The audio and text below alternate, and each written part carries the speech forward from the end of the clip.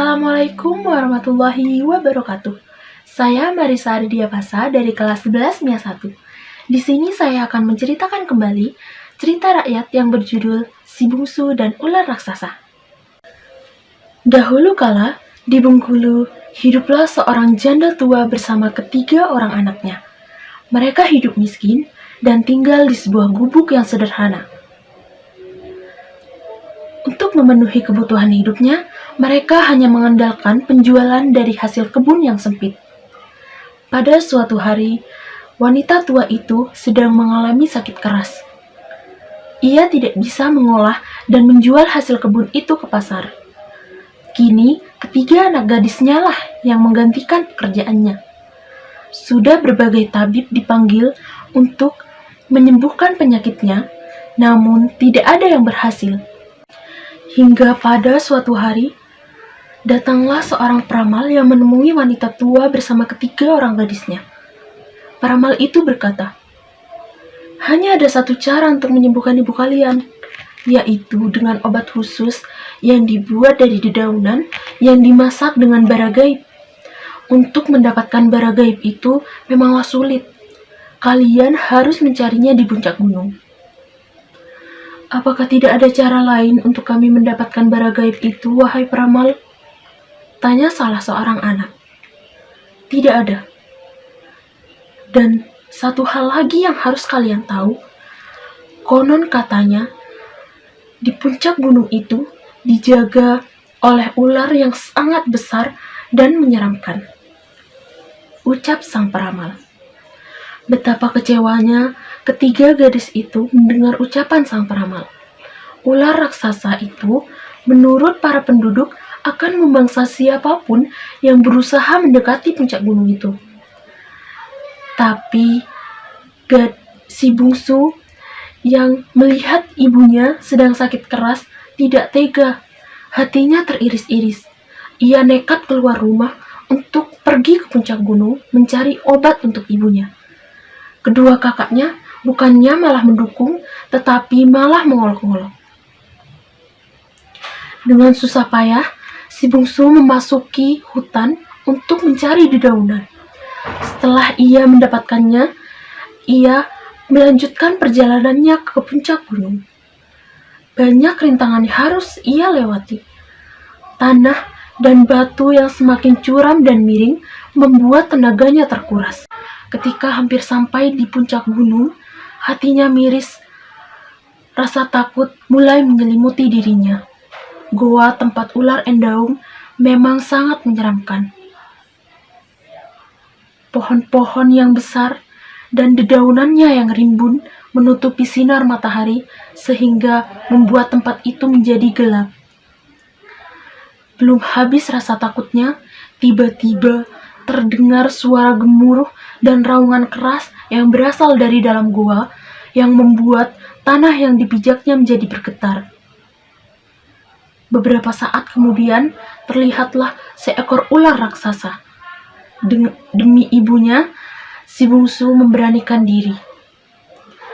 "Wahai ular yang baik, bolehkah aku meminta sebutir bara gaib? Bara gaib itu akan aku gunakan untuk merebus obat untuk ibuku yang sedang sakit keras." Tak disangka, ular itu menjawab dengan ramahnya. Baiklah, aku akan memberikan bara gaib itu, tapi dengan satu syarat. Kau harus mau menjadi istriku." Si bungsu menyanggupi syarat tersebut demi kesembuhan ibunya. Ia pun membawa pulang bara gaib itu untuk merebus obat untuk ibunya yang sedang sakit. Setelah minum obat itu, ibunya menjadi sembuh. Dan si bungsu merasa bahagia. Tetapi ia harus memenuhi janjinya. Keesokan harinya, si bungsu kembali menemui ular endaung. Saat tiba di puncak gunung, hari sudah malam. Betapa terkejutnya si bungsu melihat ular endaung berubah menjadi pangeran yang sangat tampan. "Wahai pangeran, apakah benar engkau adalah jelmaan dari ular endaung penjaga bara gaib?" Tanya si bungsu.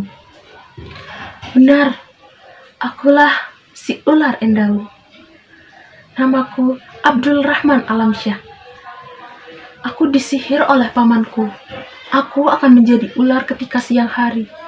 Dan ketika malam hari, aku akan menjadi manusia seperti dirimu. Pamanku berlaku curang. Ia ingin merebut tahtaku dan menjadi raja, ucap sang pangeran.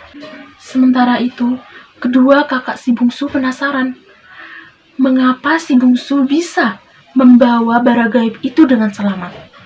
Diam-diam, mereka menyusul si bungsu ke puncak gunung. Alangkah terkejutnya mereka melihat si bungsu sedang berbincang-bincang dengan seorang pangeran yang sangat tampan. Kurang ajar, pantas saja dia betah tinggal di gua ini. Kiranya sedang pacaran dengan seorang pangeran, kata si sulung, kakak pertama.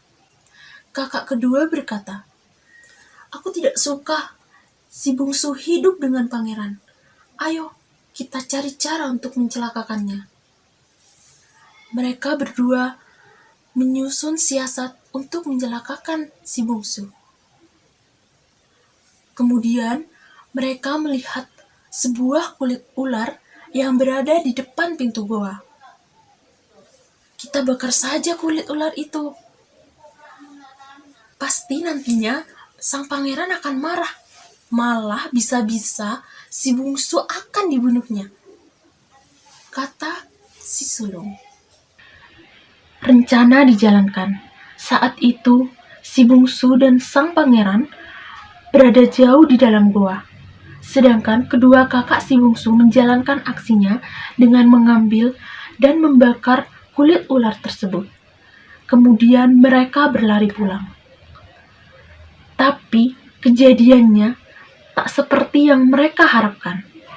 Setelah pangeran tahu bahwa kulit ularnya telah dibakar oleh seseorang, ia berlari dan memeluk si bungsu. Ada apa, Kanda? Istriku, sihir dari pamanku yang jahat itu musnah apabila ada seseorang yang dengan sukarela membakar kulit ularku, ucap sang pangeran. Kebahagiaan menyelimuti keduanya. Pangeran Alamsyah kemudian memboyong si bungsu untuk ke istana. Dan pamannya yang jahat dihukum dan diusir dari istana. Si bungsu yang baik hati mengajak ibunya dan kedua kakaknya untuk tinggal di istana. Kedua kakaknya merasa bersalah dan malu. Mereka memilih tetap tinggal di gubuk sederhana itu. Sekian dari saya, kurang lebihnya mohon maaf. Wassalamualaikum warahmatullahi wabarakatuh.